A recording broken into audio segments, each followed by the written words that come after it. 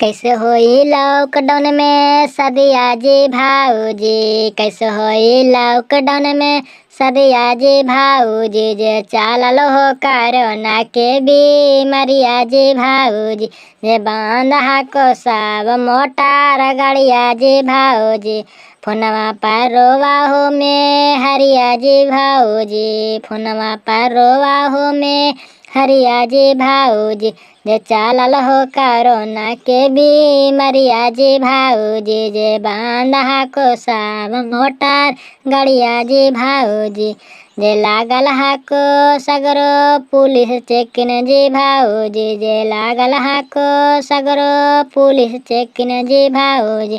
कोई नहीं निकलिया घर से बाहरवा जी भाऊजी, आसो भी नहीं पहना मौरिया जी भाऊजी, आसो भी नहीं पहना